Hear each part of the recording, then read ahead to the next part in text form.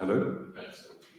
I'm sorry, I've gone on here because the writing is just too small there for my 50-something-year-old eyes now to be able to read it all. So thank you for asking me to come and speak at the AICC Congress today on this pilot. I briefly touched on it in the AGM and to give a brief summary of where we are, but I hope this gives a more detailed overview, and as many of you are already aware of what was going on, and if you're not, I'm still going to be relatively informative. Now, the pilot came about because of discussions between, on one side, the BHF and NHS England, and that was Nilesh Somani and Hugh and Gray, about problems with families getting access to genomic testing and AICC services after sudden deaths. And on the other side, myself, Mary, and Mark Caulfield being concerned about how low the recruitment was to the 100,000 genomes project for the sudden death in the young subdomain, where only about 17 cases were referred in the end, and what was the problem there. And we're both going to go and separately going to see the Chief Coroner to discuss what could be done, and we realised we were doing the same thing, and so joined forces, and Solihull came in for Hugh and Gray on the NHS England side, and the Chief Coroner turned out to be really interested and supportive. Although there's a new Chief Coroner now, that Chief Coroner remains interested and supportive, and so indicated that he would support the development of the pilot and nominated coronial services to liaise with. And the reason for that is that we all recognize that there is a need for a personalized approach to medicalized management in families where there's been a sudden unexpected death, in order to diagnose the cause of death and then treat relatives who may remain at risk of the genetic condition. Giving the diagnosis also has got really important psychological implications for families, some of which are beneficial in that you at least know why the death occurred. And there are three primary components that were recognized to be critical. This isn't completely inclusive of everything, but these are critical components: cardiac pathology, postmortem gene testing, and then the clinical evaluation in a comprehensive way. The delivery of the appropriate pathway is, however, recognized as being highly heterogeneous across the country and across the United Kingdom as a whole, but across NHS England services as well. And part of that is trying to ensure adequate working between the NHS and coronial services in a systematic way that was only still really patchy across the country, despite a lot of progress being made. And this was in the context of the setting up of genomic laboratory hubs, a comprehensive genomic service, and then over the COVID period, the GMSAs,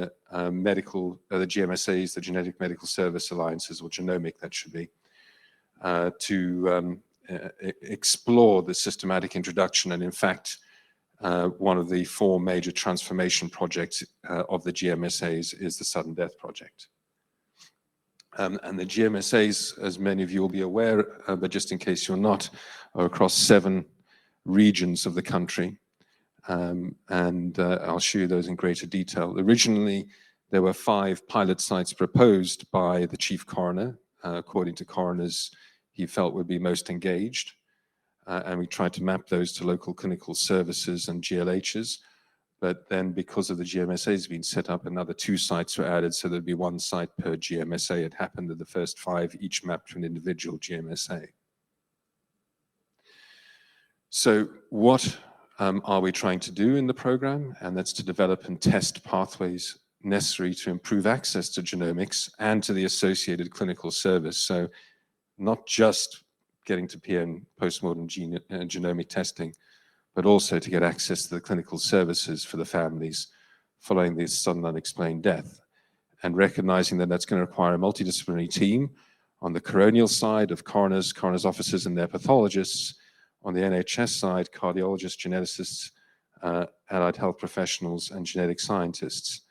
As I said, 7 pilot sites are established, and we aim to test the improvement of the pathway between the coroners and the ICC services and produce at the end of it a toolkit that could then be applied across other parts of the GMSAs to systematize the approach. These pilot sites would, however, be funded to progress that. So in terms of the program objectives, I'm going to go through them one by one. The first was B, and now you can see why I didn't want to look at a very small screen. Establish consistent pathology referral practice for these deaths, including the use of expert pathology, to establish routine tissue retention for histopathology and DNA extraction, of course, in the suitable cases. Establish communication between coronial and NHS services to facilitate the signposting of families for referrals for appropriate gene testing and clinical evaluation. Establish mechanisms for standardized postmortem gene testing and reporting via the existing 4 GLHs that give cardiovascular testing around the country. Develop and disseminate nationally applicable best practice pathways in a toolkit approach, and ensure engagement and support and input from patient groups to the process.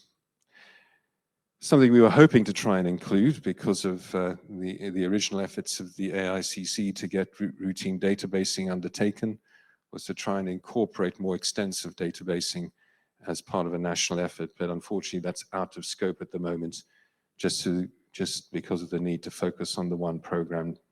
But it's something that we really need to think about as a consequence of it. And you've already heard that mentioned by Steve already. So in terms of the pilot sites, we have 2 pilot sites that are leads for the project, the Southeast GMSA and the East GMSA. And each pilot site has a regional lead and associated senior coroner and a board associated with it as well, with all the stakeholders, including coroner's officer, coroner's pathologists, the clinical service leads, adult and pediatric, and then genetic counseling and GLH representatives, as well as nursing representatives, and also any people employed by the GMSA for the specific roles in the pilot, which inevitably is going to be the coordinator role, the interface between the coroner and cardiology services. And so you'll see a lot of names there. The other 3 centers that were part of the 5 are listed here, and you're going to hear from Louise Hunt subsequently. I'm not going to go into great detail about the coroner's role here because she will do that. So you'll see she is from the Birmingham area. And then the more recent additions coming from Bristol and North London. In terms of the structure of the program, this is the governance structure. There's a national oversight group led by Sue Hill and Nilesh Samani, a national steering group that I lead with representation from all of the GMSAs as well as patient representation. And the GMSAs have their clinical leads and the regional project leads and their associated teams underneath them. And these are the lead GMSAs for the transformation project. In terms of inclusion criteria for the cases, these are cases that are coming through the coronial pathologist's hands, and they're the ones who are going to decide who needs to be included or not based on criteria. So they're reported to Her Majesty's Coroner, and they include cases where cardiac arrest has occurred and resuscitation has failed. So maybe not just those in whom it has failed. Including cases where there's been an initial recovery, but the patient has subsequently died in hospital, just to be more specific there. Where there's been a suspected cardiac genetic cause or unexplained despite full coronial and expert cardiac autopsy. So that's SADS. In terms of what the pathologist will have to look for, we've got that unascertained group, the SADS group, where we'll need toxicology to ensure that we've excluded those potential explanations that would otherwise not be certain. We have equivocal, uncertain, and borderline findings because we know those still can represent an underlying cardiac genetic disorder, and then the range of cardiomyopathies that fit existing definitions but may not fit other current definitions, otherwise unexplained hypertrophy without disarray, for example, and unexplained scarring or fibrosis. There's also this one area of severe mitral valve prolapse with myxomatous degenerative valvular disease in a younger age group, a younger age group of thoracic aortic aneurysm with dissection and rupture, and then a group of others that may be very rare but need to be included, particularly pediatric cases. And we're expecting, according to estimates based on the maximal referrers to Mary's service at St. George's, around 3 to 4 cases per month per region.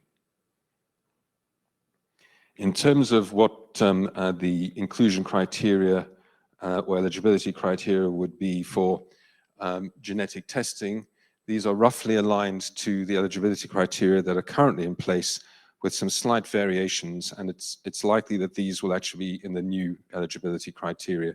So these are the ones that will be nationally applicable. So we've got an age range of 1 to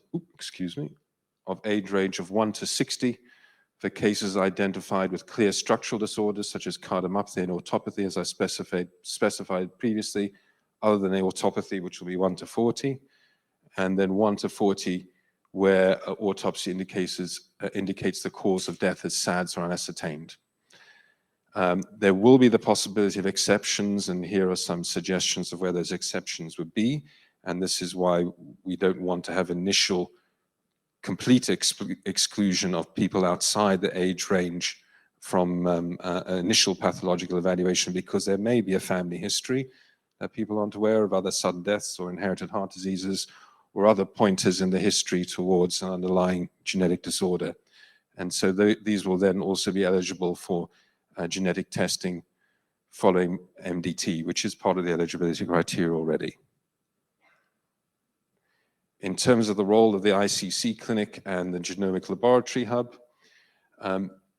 our current practice in general is to accept referrals and organize inward referral to the AICC service of first-degree relatives. That's what our genetic nurses do in general, and our GCs. Undertaking clinical assessment and testing of first-degree relatives, counseling of family members targeted to phenotype, and obtaining consent for post-mortem gene testing in the deceased tissue, which is usually well after the family have turned up, given a lot of the delays in the process, if the tissue has been retained, the big if. And of course, multidisciplinary review of any genetic and family data is required, particularly when we find VUSs that need to be interpreted well, and the appropriate clinical management and cascade testing based on those results. In terms of what we want to add from the program, is we see a critical role for an ICC coordinator to routinely link with the coroner's offices to support in signposting of families, not the direct referral, but signposting of families by coroner's offices to the ICC service, and transfer of reports in the form of pathology reports, coroner's reports, and reports as to where the tissue is being stored and maintained. To facilitate the self-referral of families, and we've had it confirmed by NHS England that self-referral is going to be acceptable from that point of view. We just need to build it into our working in the ICSs. Tracking and transport of retained deceased tissue to ensure it can be accessed by the GLHs. And we really want to bring forward the post-mortem gene testing and genetic counseling to the beginning of the pathway and try and get the most benefit from it. If we find pathogenic variants, why aren't we using it at the beginning of the process rather than bringing families in for lengthy clinical evaluation? And that we'll get better and better at this over time. So part of that is also get the GLHs to deliver the testing in a shorter timeline, and they'd be given 6 weeks as the ambition, rather than maybe double the time at present. Capturing pseudonymized case data into a pilot database to support the pilot for evaluation purposes, and so we know we're hitting our KPIs, our key performance indicators, and reporting to NHS England on the progress of the pilot and the final report, and to support that external evaluation. In terms of the GLH network that will support it, I'm sure all of you are going to be aware that there are 4 GLHs that supply cardiovascular testing, and they will continue to be part of the program and deliver the molecular autopsies and the targeted phenotype testing as required. In terms of the testing they will do, as I mentioned, the criteria will be aligned in the genetic test directory. Panel testing will be undertaken for diagnostics. At the same time, in parallel, will be whole genome sequencing and a virtual panel undertaken on a singleton basis. So this will run side by side in a research to implementation approach. How much additional benefit is this going to give? So are we going to use whole genome sequencing in the future? And in particular, we're going to look at whole genome sequencing trios for SADs. Now, because whole genome sequencing pipeline may not be quite ready for it by the time we kick off in January, many of these samples will be batched and stored for future testing, and we'll be having to send families at the same time for the whole process of diagnostic testing with whole genome sequencing and panels on the basis that whole genome sequencing may deliver a diagnosis at a later stage that the panel may not have done. And there will be an opportunity for research as an opt-in for the patient, for the family and the patients at the time they're first consented, and this will run alongside the program. Okay, well, I think questions are going to be for later. Yes, thank you very much. So we'll round it up at that point.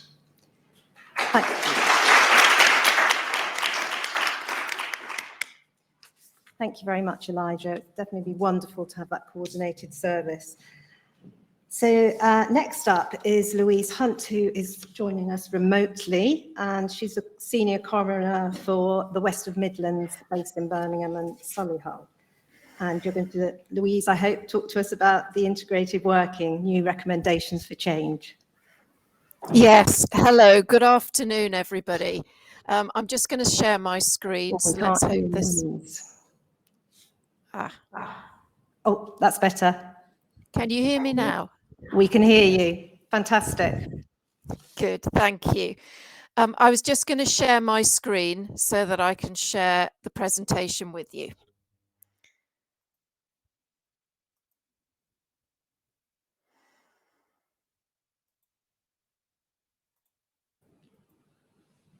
Good.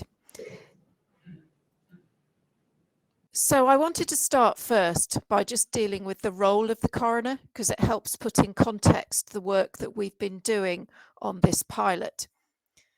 So coroners are independent judicial office holders, and they are appointed in specific geographical areas, and they have a responsibility to investigate all violent and unnatural deaths, all deaths where the cause is unknown, and deaths in custody and state detention. And whenever a death is referred to them and the coroner has jurisdiction, they have legal control over that body to carry out their legal function. Ultimately, the purpose of a coroner's investigation is to answer 4 statutory questions, and these are set out in Section 5 of the Coroners and Justice Act 2009. And they need to establish who's died, where and when they died, but perhaps most importantly to most family members, how that person has died. And the definition for coroners as to how someone has died is by what means. But in some cases, the European Convention of Human Rights is engaged, the right to life under Article 2, and how is slightly more extended to by what means and in what circumstances that death arose. Coroners also, where they're holding an investigation, have to collect the particulars to register the death, because in an inquest case, it's the coroner who registers the death. You've heard mention of the current chief coroner. This is a picture of him, His Honour Judge Tommy T, QC. And I just wanted to emphasise that the Coroners and Justice Act very much puts the bereaved at the heart of the coroner's service. The Coroners and Justice Act also made sure that we have consistency across coronial areas, so we hope we'll achieve that in the pilot, and that we have open and transparent investigations and faster investigations, and we too also have compulsory training now. And I did want to just emphasise how we as coroners do keep the family at the heart of the process, because that's very much a central feature for what we're doing in this pilot. Whenever we hold an inquest, we will have that family sat at the front so that we can make sure they're involved in the inquest.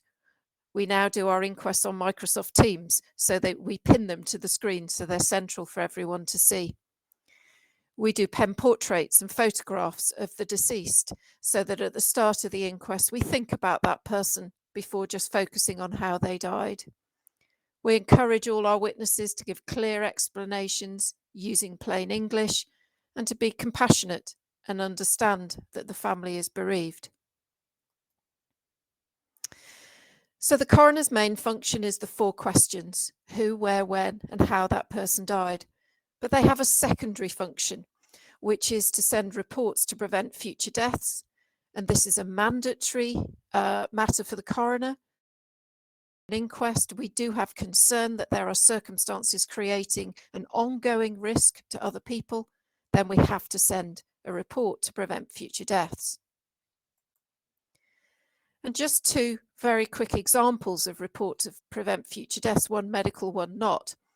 The top pictures are 3 men who were training to be SAS officers. Unfortunately, on the training exercise, it was the hottest day of the year, and all 3 men died on the training exercise from hypothermia, heat exhaustion.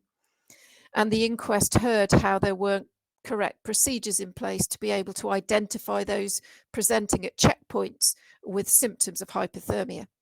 So the report to prevent future deaths was to ensure that those procedures were put in place to prevent future deaths. The second case relates to a junior doctor who was asked to take some bloods from a patient and mistakenly thought that patient had a normal central line when in fact they had a full dialysis line. And somehow they managed to unclamp both sides, and an air embolus got into the patient and very sadly caused their death. The report to prevent future deaths was to make sure there was adequate training of junior doctors to distinguish between the 2 different lines, and to make sure there was also better procedure around ward rounds and allocation of tasks to make sure only those tasks that doctors are capable of doing are then delegated to them. I also want to mention timeliness, because it is something that we thought about in the whole context of the pilot. There was a case that went to the High Court in 2018, and it was in respect of families concerned that their loved ones' deaths were not being dealt with quickly enough and their bodies were not being released quickly enough to enable them to have a timely funeral within their religious beliefs. And basically the High Court agreed that there would be circumstances where the coroners should be prioritising cases for religious or other reasons, and it cannot be lawful to exclude religious reasons as a reason for seeking expedition. So coroners do now have to have processes in place in their offices to ensure that they can prioritise deaths where it's possible, so that we can have early release to ensure families can have their funerals. But the High Court did make it clear it is not an automatic prioritisation. It does depend on all that's happening in the coroner's office at that time. So I just come back now to when I have jurisdiction, and I have jurisdiction when the cause of death is unknown. So where someone has died suddenly in the community, which are those patients that will fall into this pilot, they will be referred into my office, and I will then have to undertake an investigation and sometimes a post-mortem examination to enable me to determine their cause of death. I may do a full invasive post-mortem, or I may do a CT post-mortem, which is increasingly being used for certain cases. We may take histology, toxicology, or whole organs for examination, and we will always obtain a collateral history so that ultimately the pathologist can give a final cause of death in the post-mortem report. So taking all that into account, we then came to work within the pilot, myself and Professor Cathy Mason, and we were both very clear it was important to save lives wherever possible. That links very closely with our function reporting to prevent future deaths. So we both sat on the steering committee, and the Chief Coroner had an overview and supportive role. And what we did was develop a process that could align with the current coronial investigation process. Coroner's officers were obviously going to be key to the success of this pilot, and we really did make sure we kept it simple, because that was the best way that we were going to be able to include people in the pilot and get the information that we needed. So how it will work is that we will authorise the post-mortem in the normal way. It will then be down to the pathologist to ensure that where there is the possibility of an inherited cardiac condition, that they identify that very clearly for us. That will be on the post-mortem report. So when we receive the post-mortem report, the coroner's officer will have a conversation with the family. Now, just to put in context this conversation, when we've done the initial post-mortem at the start of the case being referred to us, we do have to take the family's wishes about the retention or otherwise of any tissue that is taken at post-mortem. And it won't surprise you to know that the majority of families will choose for disposal in a sensitive way. So where we find out from the post-mortem that there is a possible inherited cardiac condition, we have to have a second conversation with the family. And this time the messaging is to encourage retention of tissue, because that's how we will help protect and save other lives. We will also at that time be getting permission to signpost that family to the ICC, and we as coroners will authorise release of the post-mortem report to the ICC and the family's GP. So we've adapted a new consent form, which the Chief Coroner has approved, and this consent form will be used for all patients who go into the pilot, and we've very much simplified the options for retention of tissue are at the top, and it is for clinical testing, medical research or other purposes in accordance with the Human Tissue Act 2004. So this is the form the coroner's officers will fill in, which will take the place of any previous form that had been completed. This is also a copy of the template letter that we will be sending to the ICC. We've kept it nice and simple. This letter will have a copy of the post-mortem report to it, and we've made sure that we can send everything electronically. Of course, in any pilot, it's very important to have data collection. So it's important to keep the details of the cohort of patients that are included in the pilot. But actually, we want to know about families who refuse. But I do want to make people aware that we as coroners are data controllers. So we're responsible for our own data, and we cannot pass on any data unless we have permission to do so under the GDPR. So we're at the moment not sure how we're going to capture this information, because we can't just release it without that patient's consent. And I'm guessing if they haven't consented to be in the pilot, I suspect they won't consent for us to pass on any of their information. So we have devised a form where we'll record all the relevant data so that there can be a proper data analysis. Just two things to mention on the form. The first is ethnicity, because at the moment there's no requirement for coroners to record ethnicity, so it's very unlikely that we will have that information. The other is the NHS number, that we will hopefully get that from the summary of GP records that's provided for the post-mortem. But we hope that this data can be actually built into our own case management systems. So this diagram, which you might perhaps be better to see when the slides are circulated, just gives you the step-by-step process and points out where the changes are, but we've kept the changes to an absolute minimum. And really it's step 5 where we're getting the consent to retain tissue, to signpost to the ICC and to send the post-mortem report that are the critical parts for us as coroners in the process. So finally, I just wanted to touch a little bit more on the other coroners' roles. Obviously, we're mostly there to process death referrals and to hold inquests. And as I've referred to, we are holding remote inquests and have been for the length of the pandemic. I have to say I was hoping they were soon to be at an end, but it looks like they're not going to be. So we are able to hold partially remote hearings with witnesses all attending remotely, and we have protocols and guidance in place to enable that to happen. And I have to say, it surprised me, but actually they're working incredibly well. And I recently held a partially remote jury case on a very serious matter that lasted for 3 weeks and was extremely successful in terms of the logistics. Just a little comment about statements. It's always an opportunity when there's a lot of doctors attending a conference, because I think it can be quite difficult doing statements and giving evidence. And sort of my tips for you are that when you do your statement, do give a chronology and details of the incident. Write in plain English, because so many people now get to see your statement.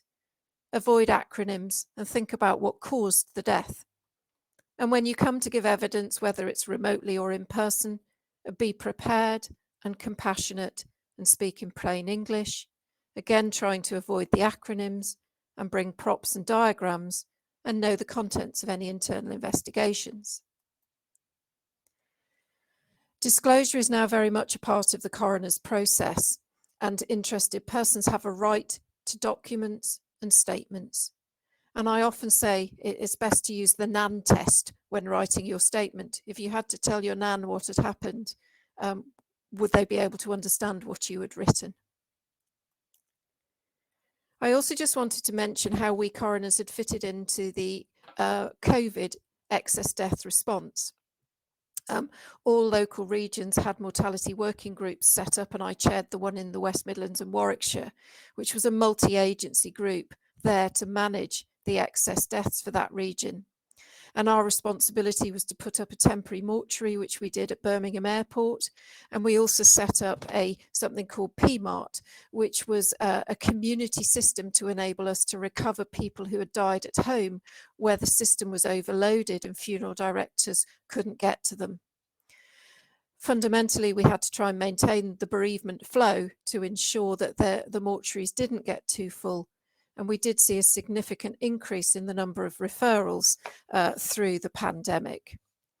So I hope I've kept to time, and that just gives you a bit of an understanding of the role of the coroner and where we fitted into this pilot. And I know there might be some questions later. Thank you.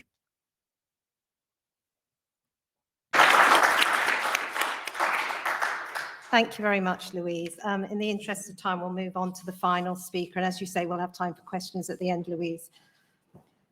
So our final speaker today is Ellie Quinn, who's a genetic counsellor from the Royal Brompton. And I believe you're going to talk to us about the patient pathway after cardiac arrest and sudden death. Thanks, Ellie. Hi, thank you for inviting me to talk today about a bit of work that we're currently doing at the Brompton, creating a pathway for inpatients at the hospital who have had either an event of cardiac arrest or acute heart failure. So today I'm going to cover just sort of a brief overview of why we've created this pathway and what it's made up of, and some of the important things that need to be considered when creating this type of pathway. And I'll try and use some case studies as well to kind of show why the pathway is important. So, as I said before, the patients that we were trying to target in this pathway are inpatients at our hospitals. And we wanted to capture patients who'd either had a cardiac arrest which was non-ischemic, particularly one where we were suspecting that an ICC could have caused it.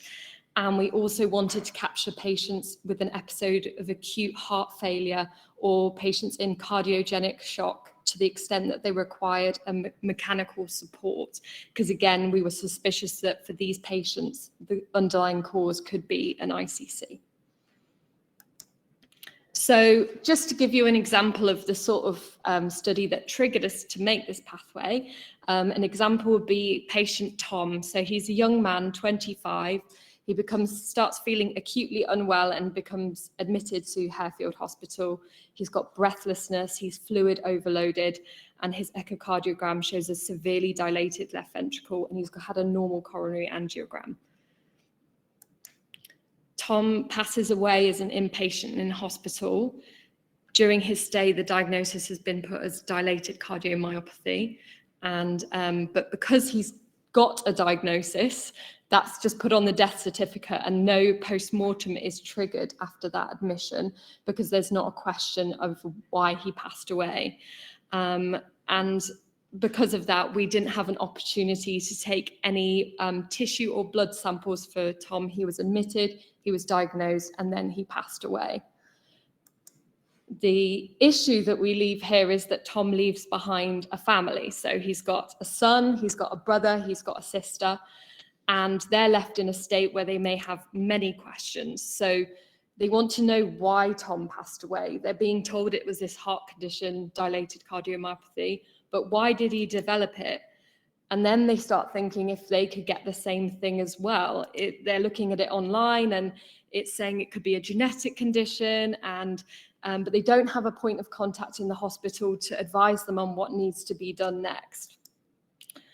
The family might be wanting to know if genetic testing is possible for them to rule them out of having this condition, whether they need to have scans themselves, and they might try and draw their own conclusions about what caused this, or try and find patterns in the family to explain things in the absence of information from us as a hospital. So we wanted to create a pathway to ensure that we don't miss opportunities for doing genetic testing in these acute settings where patients are admitted. We want to raise awareness in the hospital of inherited heart conditions, because these patients are not being seen by an ICC team.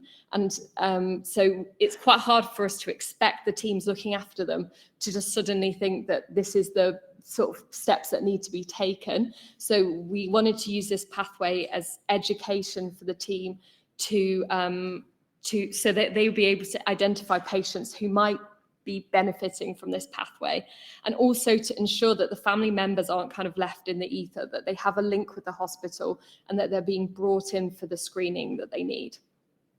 So one of the key and most complicated parts of this pathway is the consent process. And the reason it's complicated is because a patient could be moving between many different states. It's an acute setting. They might have been admitted to the hospital when they were acutely unwell, and things can change very quickly. So if a patient is admitted, for example, after a cardiac arrest, they may be unconscious when they come into the hospital. So at that point, they'll be lacking capacity to have to consent to genetic testing. They may then go on to regain capacity, recover, and be at a point where they can consent to genetic testing, or they may pass away. So the type of consent we take is dependent on the state that the patient is in. So I'll talk a bit more about these in detail in a moment, but just to show that there's different consent for each patient state. So if a patient lacks capacity, we take a sample for them in what is called best interest consent. So it means that the doctors are taking the blood sample thinking that this would be something that the patient would probably consent to if they were able to, because it will probably benefit their family. If the patient is deceased, we would get consent from their next of kin. And if the patient has or regains capacity, we would get consent from them. I've had many instances where things have moved into different states on this diagram. So I've had a patient come in who had a cardiac arrest and he was unconscious at the time, that I was asked to arrange a genetic panel for him for dilated cardiomyopathy. And I was told that it was very unlikely that he would recover, so we should take this blood sample in his best interests. And then a week later, he was sat up in bed reading the newspaper. And I went to him and said, you know, we've taken this blood sample for genetic testing. Is that okay with you? And he said, no, I don't want a genetic test. So actually, we'd taken the blood in his best interest and it was on its way to the genetics lab to be tested. And actually, when he regained capacity, he didn't want it. So we had to cancel the testing. So it can be a little complicated. And because it's such an acute setting, I've also had instances where we've had patients who are unconscious. We wanted to take blood in best interest for genetic testing, and then they've passed away before we could take the blood sample. So then we have to move to next of kin consent. So if the patient is going to be giving consent for genetic testing, I've just taken some guidance from the National Guidance on Genetic Testing and Consent.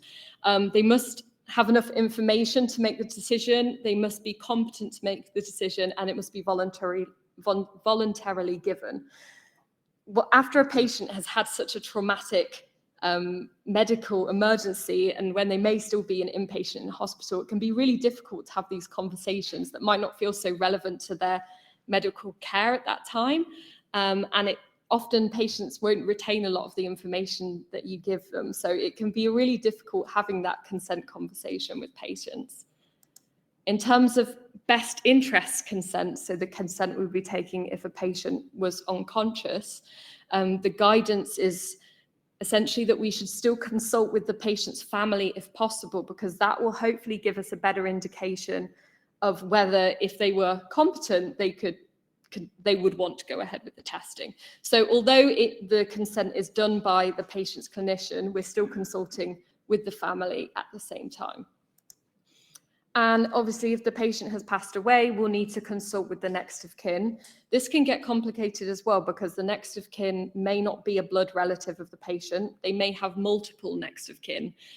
So for example, if their next of kin is not a blood relative, we're then maybe coming back to the next of kin with a genetic result that they need to share with the blood relatives that's not actually relevant to them. And if there's issues within the family, it can be really hard to ensure that that information is being shared. So just briefly to go over the samples that we would like to get in this pathway in order to be able to do the genetic testing, the best we can get is blood. That's the best and easiest option for genetic testing. It's not always possible, especially if the patient passes away. So the option is there to try and get some tissue taken if we're able to trigger a post-mortem after the patient passes away. It can be fresh post-mortem tissue, which is preferred, but we can also use tissue blocks as well. So it's really important that when patients are seen in these situations and we have a whole family there who are requiring information and support, that they have a point of contact within the ICC team so that they can ask any questions and get a bit of progress on where things are going. So genetic testing, the results can take many months, so it's good for them to have that port of call.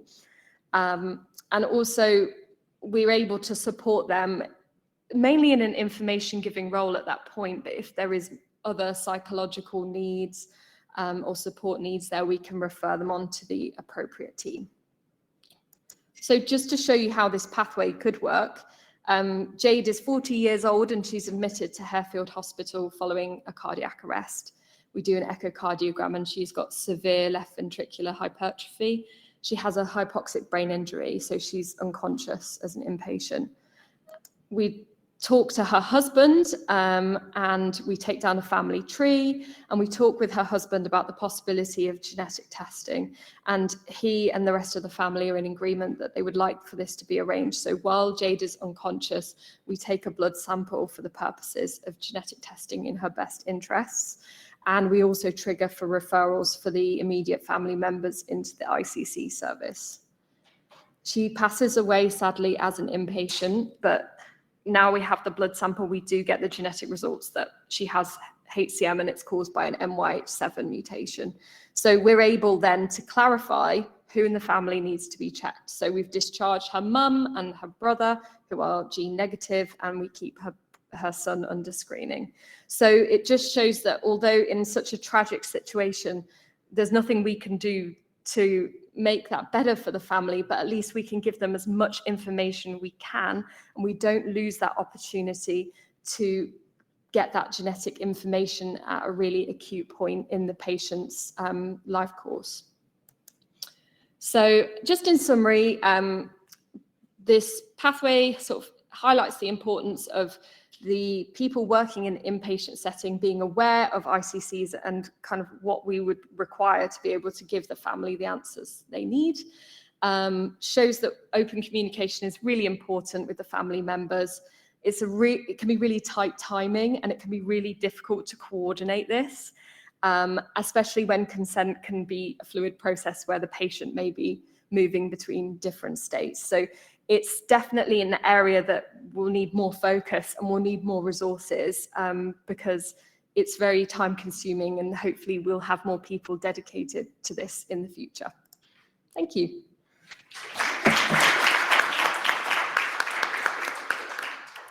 Thank you, Ellie. So we've actually got about 10 minutes left for any questions. Are there any questions coming from the floor? Tessa? There was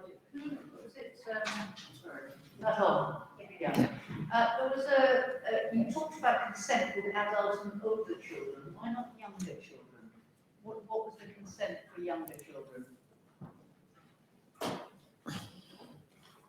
Is that the form that Louise was showing? Yeah. I think that form is going to be used across the board. There is another form that's used for infants for below 1, but this pilot isn't applicable to below 1-year-old. But older children is not. Older children are included, yes. So for anyone over 1 is included. Yes. Okay, it's just slightly confusing. Yeah, I think that form is an adaptation of an existing form.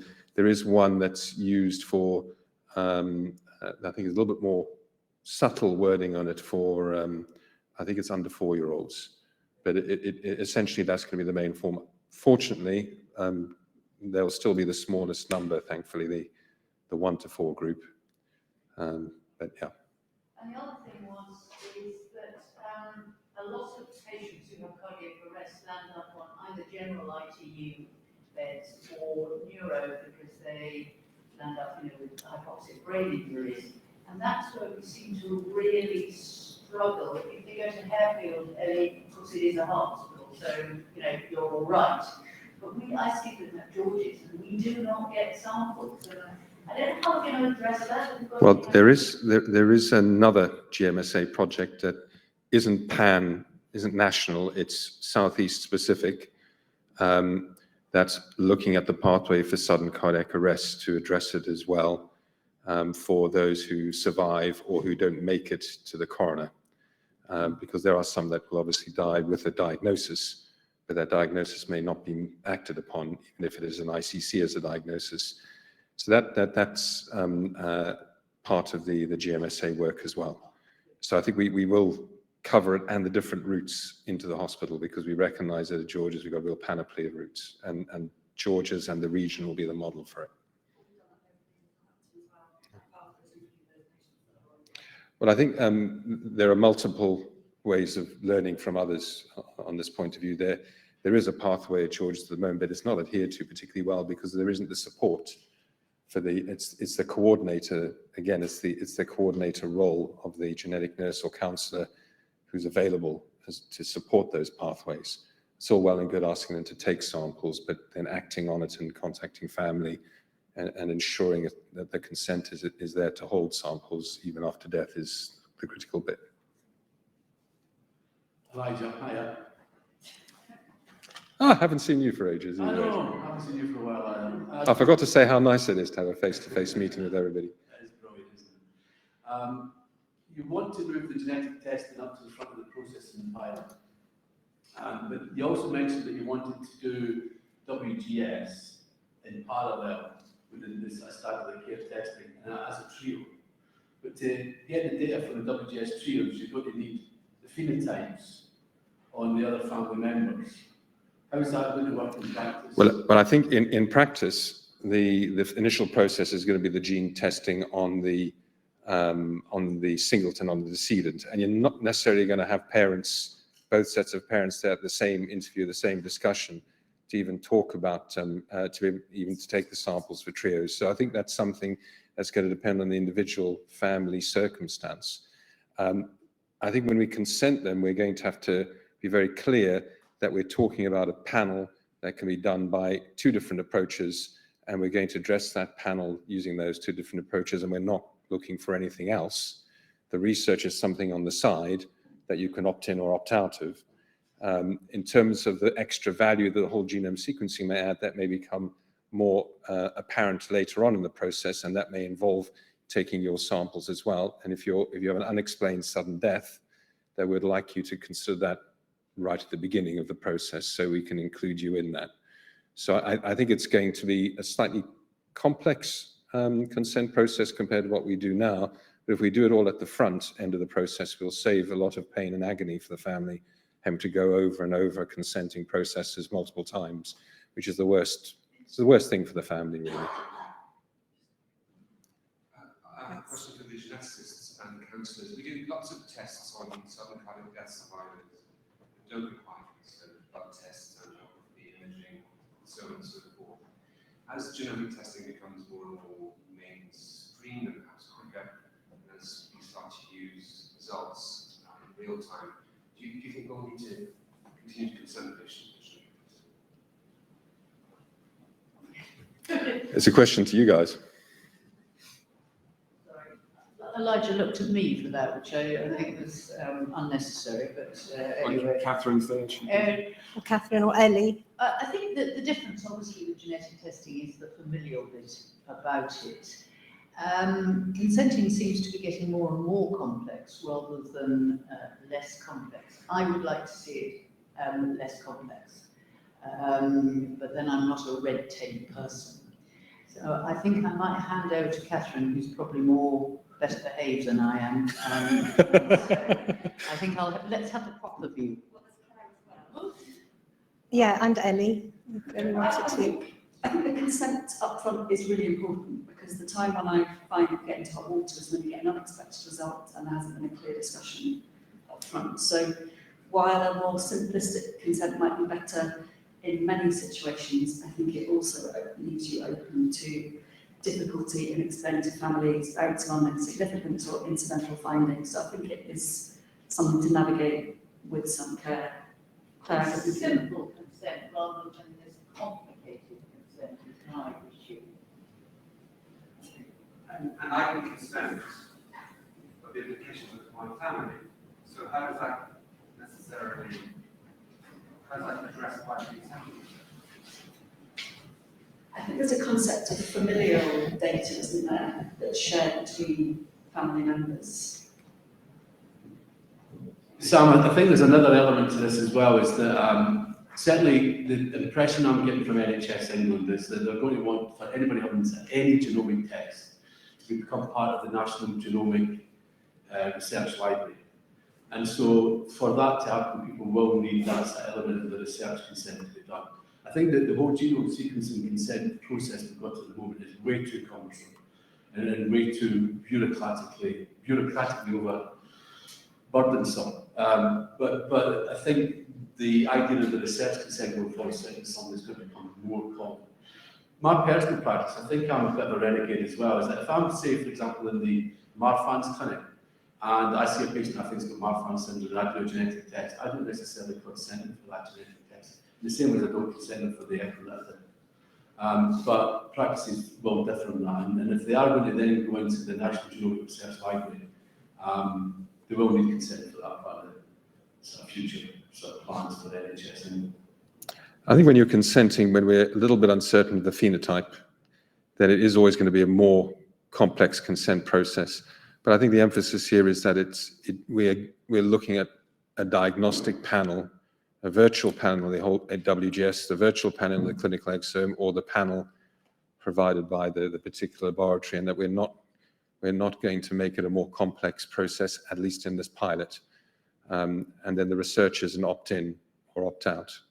And I hopefully that will make it a less complex consent, at least for the pilot, and hopefully that will roll out.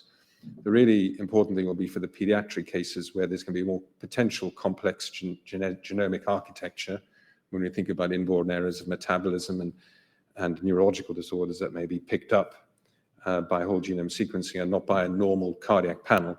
Then that's where we may need to be a little bit more careful about our consent processes and informing them about the potential phenotypes. Before we move around the room anymore, there's a couple of questions online and we've got a couple of minutes left. So we've got a question to Louise from somebody called Lisa Barker. Can you tell us, how do pathologists tell you it may be inherited? Do they phone you or do they rely on you reading it from the report? Yeah, we did talk about this and we were concerned about this, and what we're instructing pathologists to do is to put line of their report, but also to communicate it to us in another way. And I think it might be dependent how particular coroners work, what that best way is, because it might be a phone call or it might be an email that then really does alert you that it is one. Great, thank you. And there's one other Can I comment. just make a point on that? The pathology protocol will have trying to promote a standardized wording for that, so that it would be a little bit clearer and consistent for the coroner's team and for the receiving services. And I'd like to make a point that we're developing guidelines as well for pathologists for diagnosis of particularly cardiomyopathies. So simple guidelines that will help them in this situation. And there's one more comment online, and that's from Natalie Moriton, who's commented on the needs of families and the psychological trauma having been through this, and the hope that there may be some national funding for specialist counselling to support this group of patients. We have a really great engagement from patient groups and from patients with a particularly strong involvement from cardiac risk in the young. On the national steering group and in the oversight group, and there are patient champions and patient representatives in every GMSA and involved in the regional on the regional boards. So I think the opportunity for pushing that requirement is now, and making it a really important part of the pathway, and then hopefully that will also be incorporated in our service specifications. Fabulous. Well. Okay, one more question. Just a very quick one. So, yes. So Lisa Barker, who asked that multiple questions to the pathologist in Leeds, and I think she raised a very good point. And Mary, perhaps you could sort of focus on this. Why do we not involve cardiologists and geneticists as a sort of MDT discussion at the point of autopsy? I've never understood why pathologists act alone with 2 or 3 sentences of clinical history and post-mortem, and have to reach a diagnosis. And I think that if we involved cardiologists at that stage and geneticists, we may be able to reach a more accurate diagnosis at an early stage. Steve, yeah, Steve, you're making a good point. That is the vital first step, where the pathologist, with the coroner's officer, I might say, because the coroner's officer know the circumstance or whatever circumstances are there. So the pathologist with the coroner's officer should be discussing it even before the autopsy. If it's a 15-year-old previously healthy young male collapses on the sports field, well, then you automatically think this is a good possible genetic, and getting people involved at that stage, I think they should be at least to the coordinator. I think that maybe they could liaise via the coordinator, say, look, I think I have a case. I'll tell you after the autopsy and go from there. I think the earlier the coordinator and the whole thing can get going, I totally agree. Some cases are totally not clear. And as you know, 10% of SADs turn out to be toxicology positive as well. So there's a whole layer of that. I'm waiting for those results as well. But I think at least through the coordinator, getting an initial warning that this is the case may get the wheels in motion faster. I agree with you. What do you think, Elijah? Yeah, I think that's a great point you make, Steve, that there are certain, obviously, I think, capacity issues around being able to have professional teams available at the time of an autopsy, and they're very time dependent. But I think as much as is the session, but the important thing about the coordinator and the coronial system interaction is that part of it is by promoting relationships and contact between them and people knowing each other and knowing how they work together, so that this can all be facilitated early on. So as the process works locally, that the coronial service and the NHS service will actually be working much more hand in glove, and by that personal contact, that they'll be able to initiate information transfer, advice very early on, and just, should this case be considered? Yes, no. And I think Louise may comment on this, but the use of a particular coroner's officer or a senior who's very experienced with handling these and the families as well. Maybe Louise, you can make a comment. Yeah, we've actually dedicated 2 specific coroner's officers to deal with all of these cases, so there's consistency throughout, and we're encouraging all the other coroner areas to do the same. I'm aware there are more questions, but we're going to have to bring this to an end. But thank you very much to all the speakers. It's great to hear it from all different perspectives. Thank you.